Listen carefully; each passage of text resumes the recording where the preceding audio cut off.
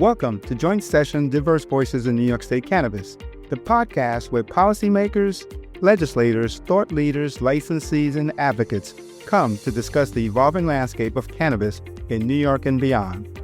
I'm Herb Barbot, former Director of Operations at New York's Office of Cannabis Management.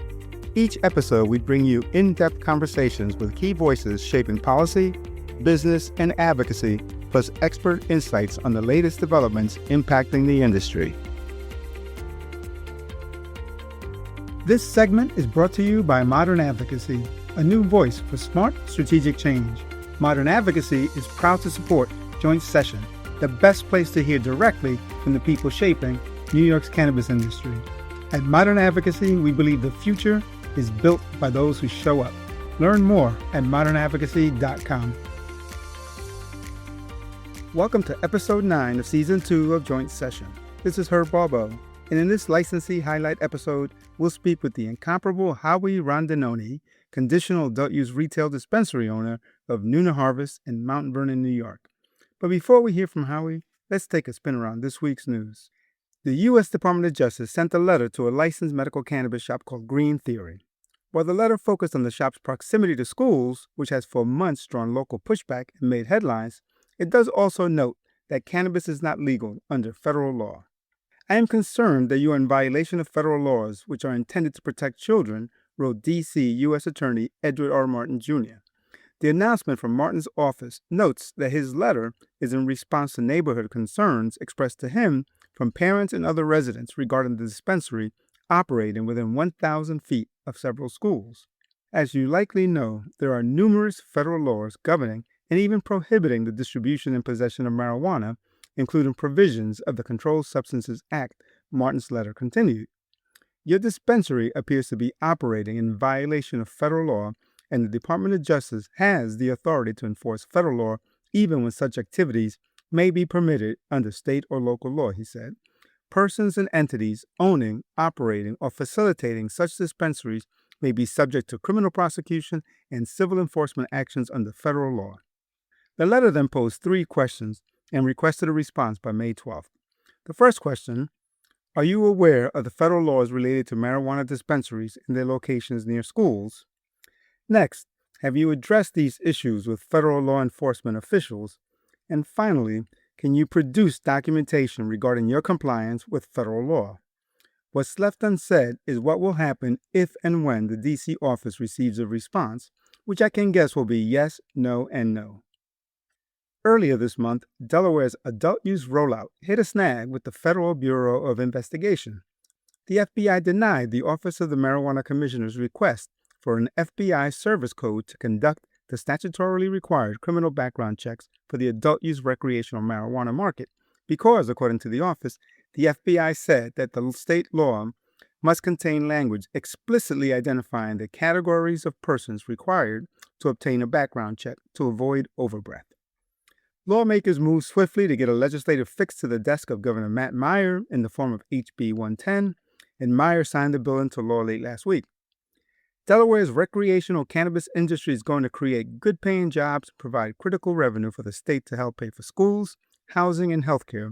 House Bill 110 will strengthen our background check requirements, align our practices with federal standards, and safeguard public trust, said Meyer. As we implement these measures, we'll keep pressing the federal government to end the bureaucracy standing in the way of getting this industry launched quickly and with integrity. The Senate Judiciary Committee held a nomination hearing on Wednesday for Terrence Cole, President Trump's pick to be the next Drug Enforcement Administration administrator. Cole, who spent more than 20 years at the DEA and most recently served as the Virginia Secretary of Public Safety, didn't say where he stands on cannabis rescheduling, which would be under his purview, but he did say that it would be one of his priorities. Cannabis came up in a concerning exchange during the hearing. Republican Senator Tom Tillis of North Carolina started off by saying, "First off, in full disclosure, the whole patchwork of state laws around legal marijuana, medical marijuana, it's very confusing. I think it's out of control, and ultimately I believe the United States, the federal government, needs to set boundaries. It's pretty clear to me that most states are going to legalize it at some level," Tillis said. So this is not intended to be a message about the future of marijuana, but it's about the present of marijuana. He then spent some time talking about the cannabis operations of the Eastern Band of Cherokee Indians, which have legalized cannabis for medical and adult use on their tribal lands. Tillis indicated that he and Cole have previously spoken about Tillis's concerns about the operations, and Tillis even brought an aerial view photo of the operations.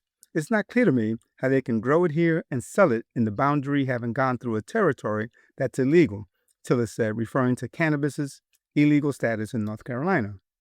Tillis asked Cole for a commitment to answer his questions about the legality of the operation and whether it would constitute trafficking. Tillis then returned to the confusing patchwork of cannabis and hemp laws. Does it make sense at some point for law enforcement purposes that we should come up with the rules of the road so there's a consistent application across the 50 states, he asked. I think this is definitely worthy of a working group because to your earlier points, we need to stay ahead of it, Cole said. Doesn't sound like two legalization advocates speaking. Back home in New York, the Office of Cannabis Management released its 2024 market report, which found, among other things, that brand consolidation is underway with the top 5 brands driving 1/3 of sales across product type. Registered organizations, the licensed medical cannabis providers' growing share of adult use sales signals an increasingly competitive market for flower. Please recall that ROs are the only licensees that can grow indoors and control their entire license supply chain. Regulators recommend allowing any cultivator that wants to grow indoors the ability to do so. This will ensure that all cultivators can grow in the environments best suited for their business models and address the market imbalance created by having only a limited number of growers authorized to grow indoors, the report found. Significant consumer education is needed to transition illicit market consumers to the regulated market. Regulators are also keeping an eye on discounts as a competitive differentiator. OCM plans to publish revised rules on wholesale and retail discounts this year, the report noted, to afford licensees some flexibility to adjust their pricing based on prevailing market conditions while limiting the types of discounts and deals that fuel price-based competition. This is a practice that is currently prohibited. And of course, the report noted that broad enforcement will be necessary going forward. The New York Medical Cannabis Industry Association, which includes some of the biggest cannabis companies in the U.S. like Curaleaf and Cresco, also released a report last week that they say provides proof of inversion from 2 brands available in New York's legal shops. For context, inversion, which is when legal shops sell unregulated products, has been a rising concern in the state. James Rogers, the director of OCM's recently formed Trade Practices Bureau, has said at recent regulatory meetings that inversion is a top priority in the focus of active investigations. We do have not only a number of complaints about inversion, but we are in the middle of significant investigations into a number of inversion cases, Rogers said last week. We keep getting credible complaints regarding inversion, and we will continue to do the work of investigating inversion and stopping it. Now, the Medical Cannabis Industry Association report is calling out 2 brands in particular and said in an announcement that additional testing is ongoing to verify other brands suspected of nefarious activities. To curb inversion, the group says, New York regulators need to get stricter about seed-to-sale tracking, which is required in every adult-use state. The lack of a standardized track-and-trace system is directly enabling this problem, said a Medical Cannabis Industry Association spokesperson in that announcement. The Office of Cannabis Management has had over 2 years since adult-use sales began, but we still don't have BioTrack fully implemented. That's inexcusable, and it's hurting compliant businesses most of all. To learn more about the state's seed-to-sale effort, listen to Episode 2 of Season 2 with Mo Afana, Chief Operating Officer of BioTrack, selected by OCM as New York seed-to-sale operator. Thanks to Cannabis Wire for the news. Check out Cannabis Wire at cannabiswire.com. My guest this episode is Howie Rondinone. He's a card licensee and that's a conditional adult use retail dispensary licensee, one of the first retail licensees, and owner of Nuno Harvest Dispensary in Mount Vernon, New York. Howie was born and raised in the Bronx, attended Lehman College, and has been selling cannabis practically since he was in diapers. Welcome, Howie. How you doing? And that's not an exaggeration, actually, right? Not at all. All right. So I want to ask, so can you share your journey from operating in the legacy market to now operating a tax-paying retail dispensary? Well, it started with my dad. He was in the legacy business, so I don't ever not remember seeing it. It was always in my house. I was always told to be quiet. But he never sent me away from the table or the room that we was doing business in, so I got to learn a lot. Yeah. Um, from there, I just started taking over on my own. Like as I grew up, I started actually taking cannabis from him and bringing it to school and selling it. I started And learning. how old were you then? Oh, it was about 83. I was about 12, 13 years old. I started smoking at 11, Oh. and I was allowed. Did your parents know at the time? Yeah, I was allowed to openly smoke in the house around 12. You know what I mean? 12, 13 years old. They sort of just gave up trying to tell me not to do it and then told me to do it inside. You know, they Yeah. didn't want me to get in trouble, which is funny because I ended up telling my son the same thing. I said, Now, look, were you an only child? I was an only child. Yeah. Yeah, Okay. I grew up alone, which also left me to my own whereabouts. So when I had to make money, I couldn't go to an older sister or younger brother. I sort of had to figure it out on my own. Mhm. So I saw my dad making money. He was going to work. He had a 9 to 5, but he was making money in the house. I saw a lot of cash. So that sort of drew me to it, aside from the fact that it was being smoked around me.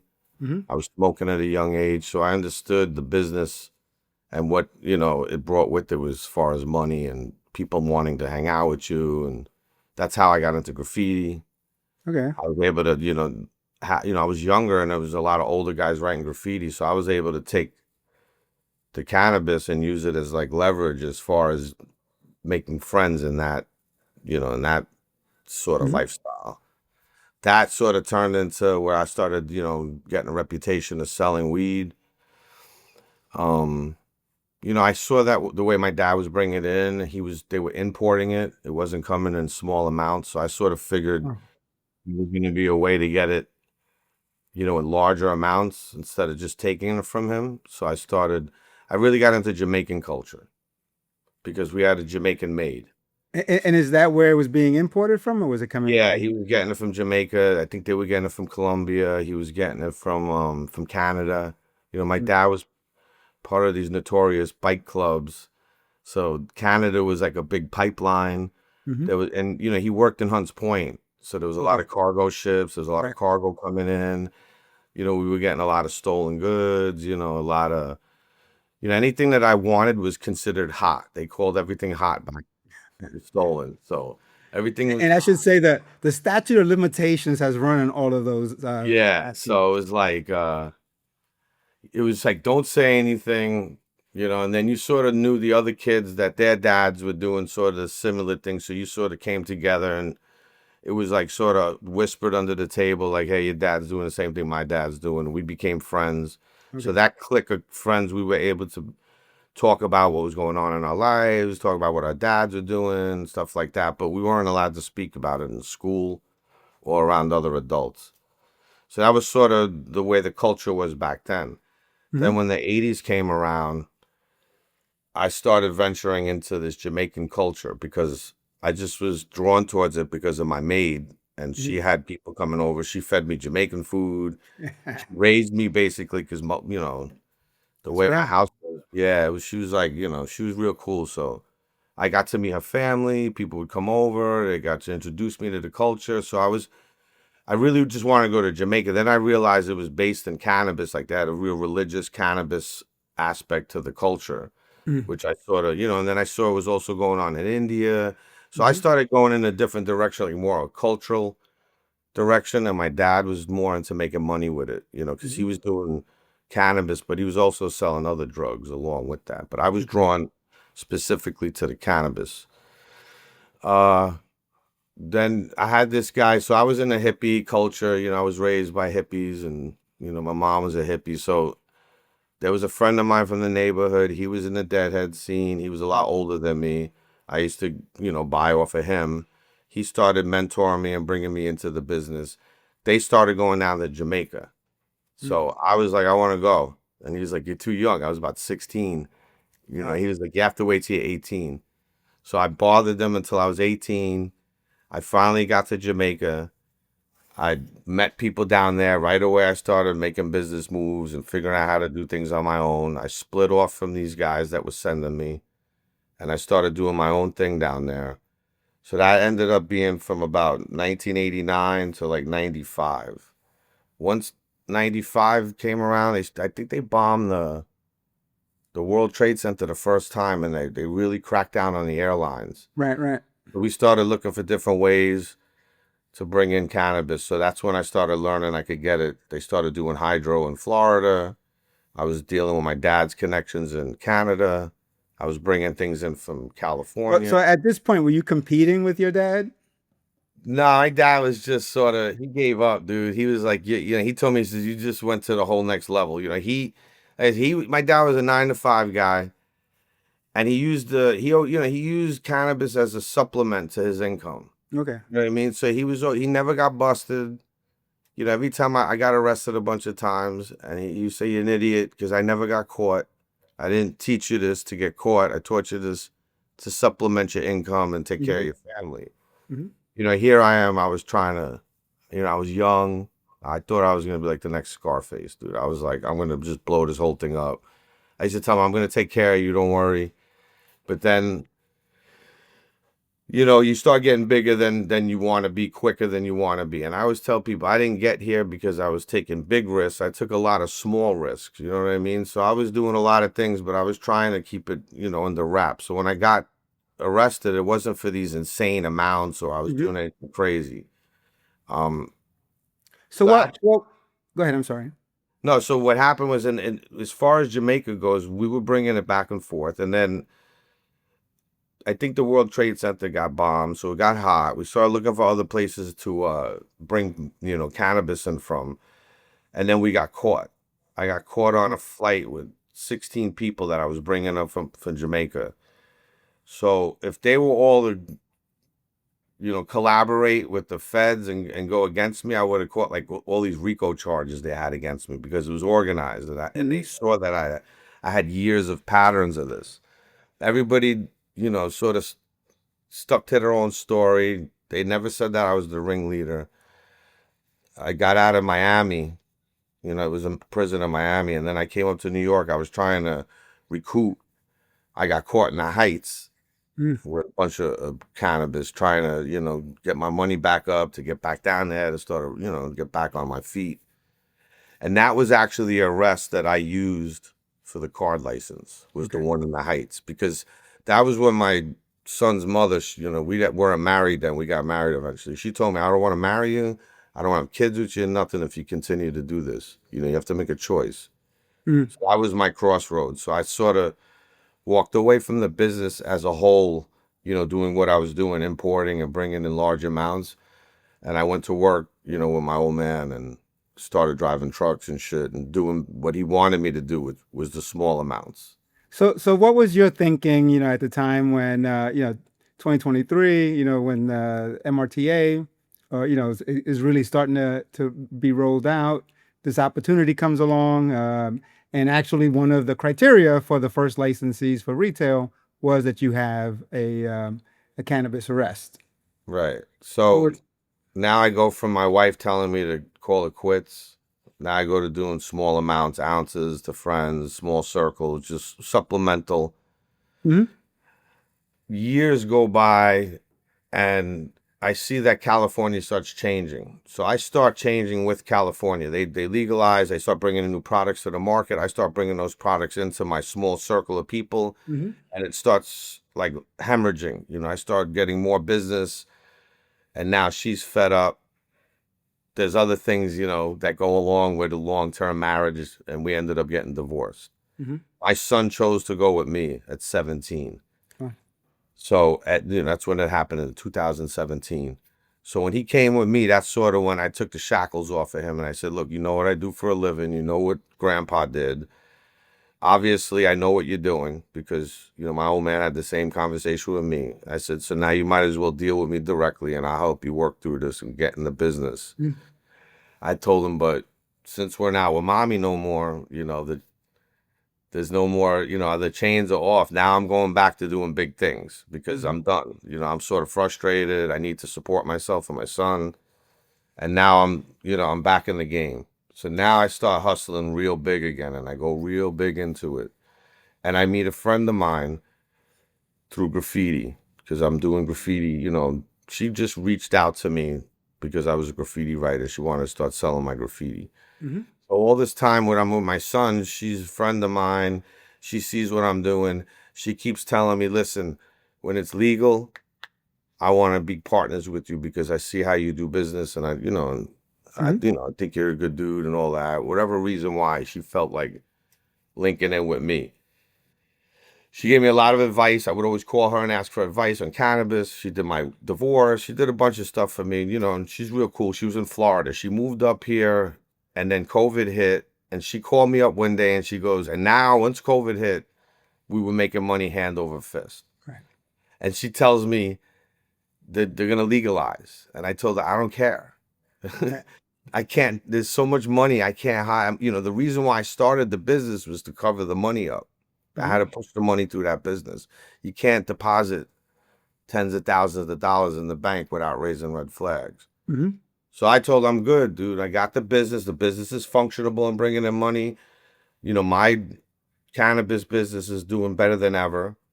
And I'm doing, I said, I don't need to put the brakes on this. And she goes, oh, but your son. And I said, yeah, but I don't think I'm going to do it. But Okay. I'll do cultivation. Okay. So she said, all right, I'll take your word on that. Because I've been growing for 30 years, and a lot of the cannabis that I've sold over the years has been produced by me. Hmm. So she knows that. She's been to the grow room, she's seen the pictures and everything, so she understands. We start going to the investors, and they talk me out of it. And then she talks me into retail, and I go into the retail portion of it unwillingly. They've dragged me in by my ankles, man. Really. All right. Now, I've been to your space. Actually, the time that I went, you weren't there, Yeah. but it's a beautiful space, and I, and there's a lot of artwork, a lot of the graffiti that you're, known for. Could you talk a little bit about sort of the ambiance that you wanted to create in your space? so my dad built me this crazy bedroom. We had these big high ceilings, so he built a loft in my bedroom. It was like an apartment. So people knew my bedroom was this big hangout. I had DJ equipment in there. And it was just like you could get lost in the bedroom. Hmm. So when Greg came to me and said we were going to use Tamika Group, and I was really into that. They designed cookies, they did all these big brands, the NFL store. So I was like super psyched to get these guys in. They voted down and voted for me to design it. And I told Greg this place is going to end up looking like my bedroom. Yeah. And Greg is Greg Moss, another of your Yeah, partners. Greg's my partner, right? Yeah, Greg Moss, my partner. So there's three of us. It's me, Greg Moss, and Esperanza. So I told him, I said, I never designed anything in my life, dude. I'm a graffiti writer, design my bedroom, my apartments. It's gonna end up looking like that. And they were like, that's what we want. Hmm. So that's sort of the feeling of the place. And then as far as the functionality of it, I've been going to California and Colorado, since they were legal. So I basically get frustrated when I go into dispensaries. So I took the pieces that I like and sort of put them together. A lot of dispensaries throw everything, give people their own cases. We sort of separated everything. I sort of made it progressive so you could walk through and you could progress through the products and stuff. Hmm. Some places look like record stores or like a mess. I don't want people to come in and feel like I try to give a clean appearance, keep it clean, you know. Yeah. No, and That's some of the them thing look I like an like Apple about store, it. Yeah, right? those stick Just out. they're all very different. It's one of the things that's great about the New York market. So how did the experience, the years of experience in in the legacy market, how does that inform how you do business today? Oh, man, it parallels like perfectly, man. So when I came in, I didn't know what I was doing. I know how to run an Excel sheet, but I didn't realize I was going to do cannabis on Excel. Hmm. So that right there was, the learning how to purchase is something that I know from the business. I've been purchasing since I was a kid, not knowing it. Like now everybody's like, I said, this is what I do all the time. I'm the purchaser there, so everything on the shelves I picked out. And then when I was taking things off the street, I had a big line of credit on the street because I always paid my bills. If you Hmm. don't pay your bills on the street, you either don't get credit or you don't exist anymore, right? Hmm. So when I saw there was a net 30, I was like, oh, this is perfect. I'll just buy what we need, sell it, pay them their money, and it doesn't really work like that in the dispensaries. You have a lot of product Hmm. and you have X amount of customers, X amount of product. You're not going to flip everything and be able to pay everybody right away. So something that me and Greg came up with, my partner, as a strategy was, I said, look, I always had a good reputation on the street. We should pay our bills right away. Even if we haven't sold through the product, we'll get the money, because I've never sat on anything and not got paid. And he told me he agreed with it. And he says, that's the way you should do business, because that fosters good relationships. And, and it's very mirrored in the street. Hmm. So the net 30 is your credit, and then learning your customers. It's a trendy market. So you need to know your customer base. Hmm. If there's something trending on the street, you need to have it on your shelf. And you need to know that if your customers like legacy strains, got to know which ones to get. You got to know that they're right, that they're not lying to you and just calling it something that it's not. So Hmm. when you have somebody like me and I could try something, and I'll tell you that strawberry cough, that's sour diesel, that's not haze, that comes from experience. Yeah. So Now, how does operating in Mount Vernon, you're in Mount Vernon, how does operating in Mount Vernon differ from what you were doing before? I'm paying taxes. I mean, the diverse customer base. I've never seen like a member of the band Foreigner come in and then a guy from down the street that's a rapper. Hmm. They could be standing on line together. It's so diverse. We're literally like sitting on the red line. So like to the right of us is, hip hop and the hood, and to the left of us is Peloton and, all the Hmm. soccer moms and the dads that want to smoke. I mean, everybody smokes, and then behind us is Cross County. So I don't know if you're familiar. It's this shopping center. It's probably Yeah, one it's of the huge. first. Yeah. So that shopping center, we've been shopping together in that shopping center for years of years. It's a very diverse shopping center. Hmm. You see all walks of life there. Yeah, it's So it just north of reminds Rome. me, yeah, the customer base in the store reminds me of the customer base in Cross County. Okay. I Now, buy for everybody. I'm trying to buy for the one side and the gummies for this side, the blunts for that side. now, what lessons from your legacy days have proven like the most valuable in operating in the in the regulated market? Paying your bills, man. Yeah. You got to pay your bills. Any of these dispensaries that aren't going to do well, they're just not paying their bills. And like And I said, that's a critical lesson for everybody in the business, right? It's a big yeah, issue, you but got to people pay have your to bills. realize that A lot of these guys want to, I understand, they're eager to grab their money, Mhm. But you got to pay your staff, you got to pay the vendors, you got to pay the rent. These things don't go away, and they don't take excuses. That you have to pay them. Yeah. So in order to get to your money, you have to wait. And the street was like that. If I bought 100 pounds and I took credit off the street, I had to pay the guy back for that. I don't see my money to the back end. If he sees me taking my money in the front, he's not going to give me credit. He's not going to wait for his money. So Mhm. it's the same thing. If then it just ruins my flow. So if you're not paying a vendor and everybody wants that vendor's product, you know, he's going to pull his product because he's not going to send you anymore because he wants his money. So now you're reducing your menu down. So it's very similar to the street. If I don't have a good selection because I don't have good credit, I don't have any customers. Right.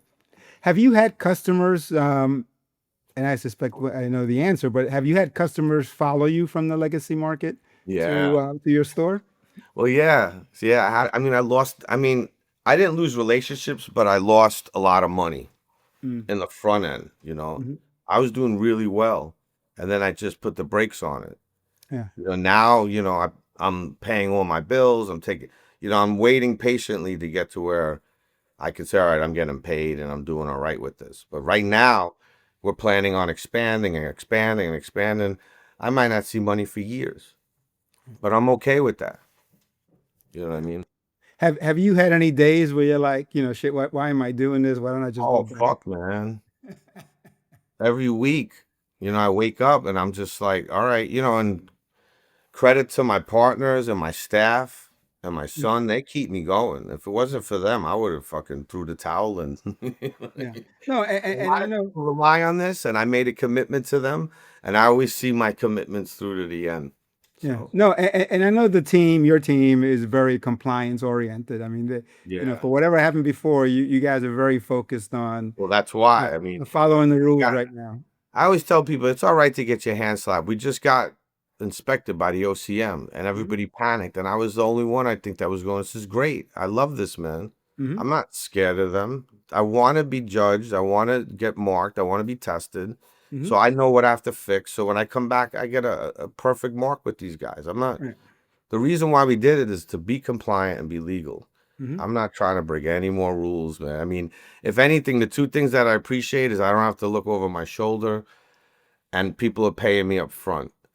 Because basically, when you're in the weed business, the way I was, you're like, you're a loan shark. You're loaning people product. You're waiting to get Yeah. paid. You're taking money off the back and you're paying this. It's just, it could be socks or pocketbooks, but it was cannabis. Hmm. So, it's definitely a culture of, it crosses over into the legal for Yeah. sure, man. So, what advice would you have for current legacy operators or legacy operators who have a license and are waiting to to try to open? Check your ego at the door. You're Mm, not going to be burner, and cookies and all those guys. They did it already, right? right. Trust your staff. I mean, I surrounded myself with smart, powerful people. You can't think you're going to be the man because you were the man in the street.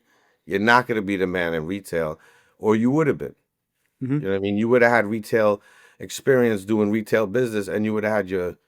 So the guys that have a lot of retail experience don't need to be told that.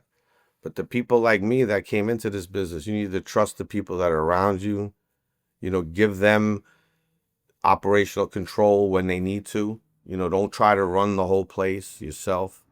And make sure that you got good money behind you. Because if you don't have good money behind you, it's just gonna be it's gonna be disastrous. Now, what community benefits, what community initiatives has Nuna Harvest initiated? I'm trying to give out turkeys for Christmas. I mean, for Okay. Thanksgiving. Yeah, like that's all I keep saying. Like I come from 501c, man. When I was in Legacy, I had a baseball team. I had a Right. 501c program. I gave back to the communities. I did, these block parties and stuff, and with no strings attached, man. I did all that stuff because I always felt if I'm taking from the neighborhood, I want to give back.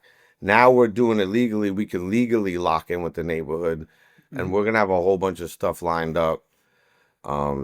We have a big space in the back. We're gonna let the community use that space for free. So if you can't afford, Hmm. let's say a sweet 16 or something, a baby shower, and you come in and you talk to the staff and you talk to our GM Sherry.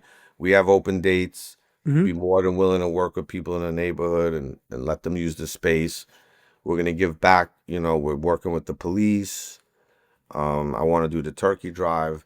I don't have the list in front of me, but No, that's good. All right. yeah, there's a lot. Yeah. I mean, we really want to reach out and do a lot. I mean, right now, DJ Superior, he lives around the corner. Mm, He's from the Bronx, but he's based in Mount Vernon. He's reaching out to all the Mount Vernon rappers and stuff and trying to bring them in.